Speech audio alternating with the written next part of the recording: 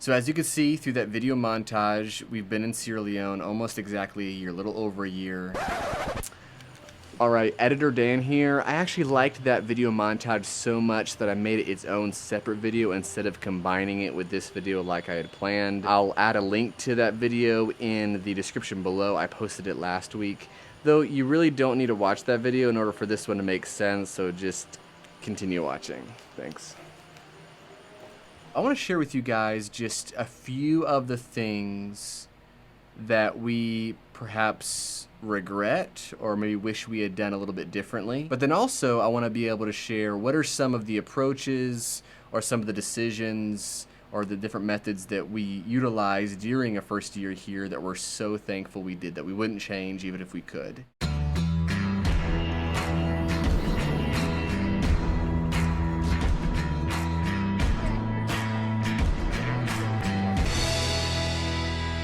So of course I'm going to start with the regrets, the things that we may have done differently if we could go back. But before I get into the specifics of that, I just want to share that thankfully, and maybe even surprisingly, this list is not very long. In fact, there are not very many things that we look back during this past year and really feel guilty about, or really feeling like, man, we missed an opportunity there.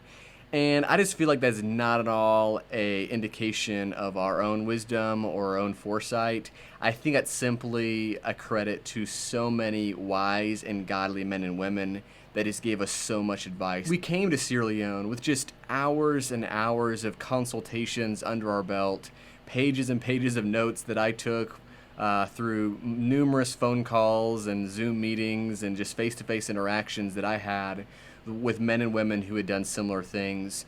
And so their experience equipped us and trained us and really warned us against making some of the mistakes that I think we probably would have if it wasn't for their advice and for their counsel. But with that said, like, there are still a few things that we look back upon and say, maybe we should have done this differently. And they may seem relatively minor, but these are just the things that first came to mind when I asked myself this question. So the first regret that comes to mind is probably a slight adjustment and approach regarding our preparation to injury and illness and other health-related issues. I think our approach, if I were to summarize it when we first got here, is that, we know people both in the US and here in Sierra Leone that have answers to whatever medical questions that we would have. And so whenever we encounter illness or injury or whatever, we'll be able to have a lifeline to be able to call them and get consultations. Those are super wonderful connections that we've developed.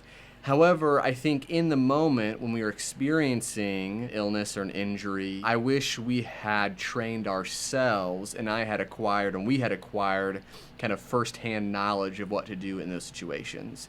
Because no matter how well qualified a friend is in the US or somewhere that's far away from you, they're not able to examine you, and they're not able to look at your daughter and see what's going on there. You're really the eyes that's being able to appraise those situations. And so I wish we had taken a more self-reliant kind of approach regarding some of that we had taken some classes or some trainings in the US to better prepare us for some of these things that we'd experience, both for ourselves as well as how to be more helpful in our community regarding different injuries and things that take place that are very common here. And so that's something that obviously it's more challenging to get equipped in those areas while we're here, but we are working towards that by some books and different resources and different courses that we're trying to take in order to kind of remedy that. I kind of feel conflicted about adding this next one to the list of regrets just because I know that we benefited so much internally in our character from this. But realistically speaking, I think it was a mistake waiting so long to get solar. We got solar a few weeks ago, and it has just been wonderful. And really the thing that drove us to getting solar was just so many headaches with generators. And the big thing that makes me feel that regret regarding the generators is just how much time and energy and really money, but especially those first two things, took from me. Because they kept breaking down, and whenever they break down, then I would need to fix them or find someone else who could fix them or oversee that process and go to town and get parts. And those are all things that took me away from my family at times, took me away from studying and teaching opportunities at times, evangelism. And so if I had not had to wrestle with some of those things, then perhaps I would have been able to focus more on things that were slightly more worthwhile. With that said, I think I learned some lessons through unfortunate frustrations of all that.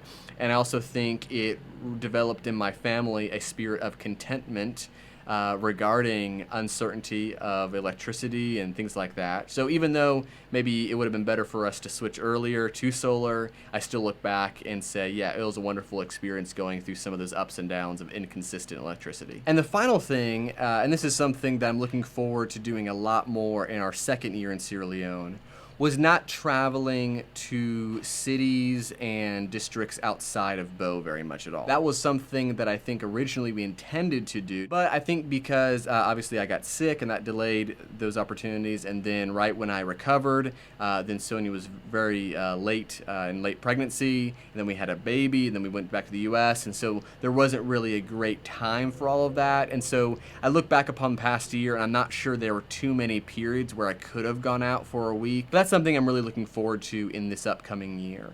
There are other Christians and churches that I'm connected with in these various regions and districts around Sierra Leone, and so I'm really looking forward to being able to visit them and being able to see what God's doing in their lives and being able to assist with the kingdom work that they're doing. So let's switch gears a little bit here, and instead of talking about the regrets and some of the things that I would have done differently, let's talk about some of the things that I'm so thankful that we did and the way that we did them. So thankful for the approach that we took, and even if we could go back in time, we wouldn't change a thing. And the first thing in that list, and I'll only share 3 here, is I'm so thankful that we prioritized learning the local language of Creole. I know that sometimes it's conflicting for missionaries and evangelists that move overseas. Sometimes they think, if I didn't spend all this time learning the language, then I could just spend time teaching and just use an interpreter, use a translator. However, I'm so thankful that we decided to invest in the language. Not only is that helping us communicate, it's also helping our influence and our connections with people here. So the second thing we're just so proud of and just so thankful that we made this decision was to give birth to our daughter here in Sierra Leone. After we found out that we were pregnant about a week or 2 before moving to Sierra Leone, obviously one of the first thoughts that we had is, do we go back to the U.S. To give birth? And obviously health and safety risks were kind of in the mix of all of that. And obviously perhaps I would have a different answer if something had gone wrong. But it's been wonderful seeing the effect that us choosing to have our child here in Bo, Sierra Leone has had upon our community and our neighbors and our brethren. Just the other day I was chatting with some of the Christians here, and they referenced that I was Sierra Leonean because I gave birth to my child here. And that was just an odd thing that they would equate being Sierra Leonean to you chose to be here when you could have gone somewhere else, and that ties you to this community. Now, I don't want to be controversial about that. I know I'm not a native Sierra Leonean, but the fact that they felt closer to me and that they felt like I was more a member of their culture and their country because of that, I think just speaks volumes. All right, to the last and final thing here, I'm so thankful that Sean and Abby decided to come with us to Sierra Leone. And I'm so thankful that for this first year, they lived right in the same compound with us. They have a back house and we live in the front house here. And we just lived life together for the first year. And even though they recently moved to their own property, a few miles away, but still here in Bo, and we're still in each other's lives almost daily. But I'm just so thankful that we got to live so close together and share so many new and fresh and exciting and comical experiences together. I mean, just, the idea of me and Sean going out and looking for a generator and buying furniture and making furniture together, those are just special bonds that we have with them that we wouldn't have had if we were neighbors that lived a couple miles away. And also, I know Sonia and Abby, just being able to go through the experience of learning the market and learning the prices of things and learning the barter system and learning how to negotiate price and learning how to cook, via the African methods and making mistakes and laughing together. And all these things were obviously very intimidating and daunting. But when you have someone that you're doing it with and you're living besides, and you're all able to kind of laugh at yourselves, and you're all able to find support and find sympathy in the fact that there's someone else out there that's also struggling, it was just a tremendous blessing. And don't get me wrong, like, there are challenges. Like, each one of us have our own personality and our own quirks and different things that we value or don't value as much that someone else does value or doesn't value as much. So there were obviously communications that needed to happen and perhaps some changes and adjustments.